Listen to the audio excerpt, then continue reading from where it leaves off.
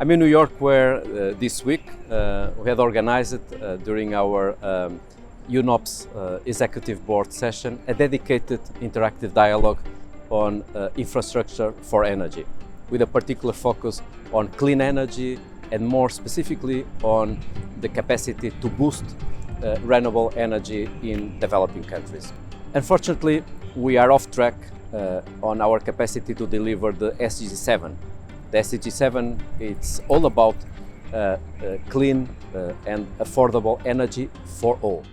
Everything around us that we've built is an expression of energy, is energy plus human ingenuity that then builds what we call development.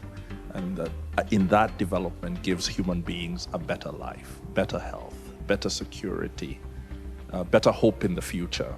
We must accelerate the clean energy transition that will open a world of opportunities for millions in the form of new jobs, better education and health, and much more.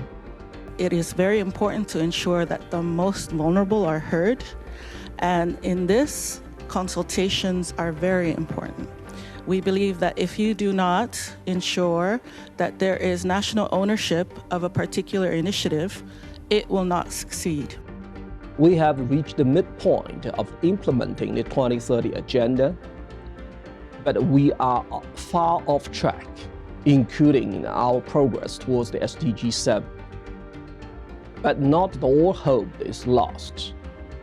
Through the rapid acceleration of action in the next 7 years, we can make our shared global goals a reality. In promoting sustainable and effective decarbonization, balancing stable energy supply with decarbonization is a major challenge. In light of economic growth in emerging economies, increasing energy demands, seasonal fluctuations, and differences in potential by region, it is essential to present various and realistic pathways to energy transition suited to each country's situation. Understanding that you cannot deal with the most important problem on the continent, which is the issue of poverty, the eradication of which is without doubt connected very directly to energy. In January, WHO published a new report on accelerating electricity access in health facilities, which showed that about 1 billion people are still served by facilities with unreliable electricity or no access to electricity at all. Nearly 1 in 3 people, the vast majority of them in the poorest regions of the world, still lack access to clean cooking facilities. And in 2021, almost 700 million people were without electricity. And we know that the largest part of the population lacking access to electricity live in sub-Saharan Africa. So if we don't take action to accelerate progress, we will not fulfill this journey of 2030 agenda. The World Bank has recently introduced a new approach to energy transition called scaling up to phase down. This framework maps out steps to support the European country to scale up affordable clean energy and phase down coal-fired electricity generation.